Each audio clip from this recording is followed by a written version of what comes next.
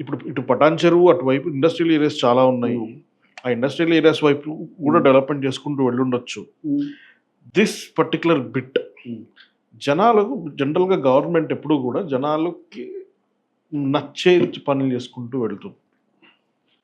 From the beginning ఈ particular Congress government ఈ term వచ్చిన తర్వాత హైడ్రా కానీ అంటే ఫస్ట్ ఇన్కన్వెన్షన్ కొట్టేగానే నాగార్జున డబ్బులు ఉన్నాయన ఆయన కొట్టేగానే జనాలు కొంచెం హ్యాపీ ఫీల్ అయ్యారు. కొంచెం ఒక రకమైన ఓకే డబ్బున్న వాళ్ళు కూడా గవర్నమెంట్కి అతిథులు కాదు టైప్లో.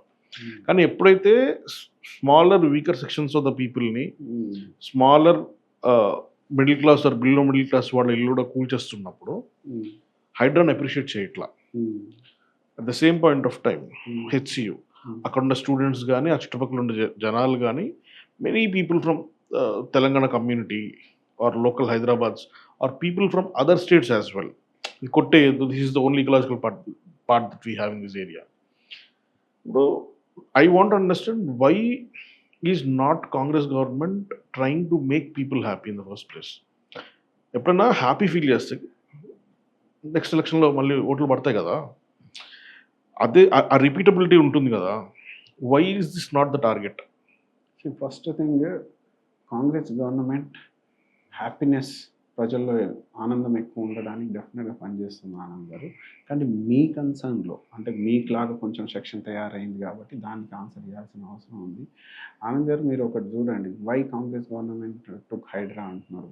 నాగార్జున గారిది కొట్టంగానే okay it won't spare anybody rich or poor they have to.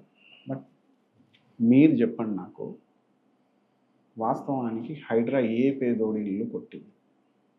నేను ఇక్కడ నంబర్స్ రూపంలో చెప్తా. Right, approximately 1800 families got affected. ఎక్కడ?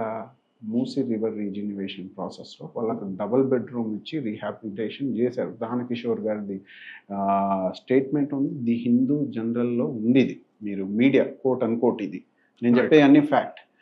ఎక్కడ ఏ పేదోని ఇల్లు కాంగ్రెస్ గవర్నమెంట్ హైడ్రాని తీసుకొచ్చి కొట్టింది? Can you please tell me? Or else మళ్ళీ మీరు ఇలా అనొద్దు, విల్లాసు చెరువులు ఎంక్రోచ్ అయినాయి. మీకు ఇప్పుడు ఈ హైడ్రాకి వెళ్ళే ముందు let me give you a brief history.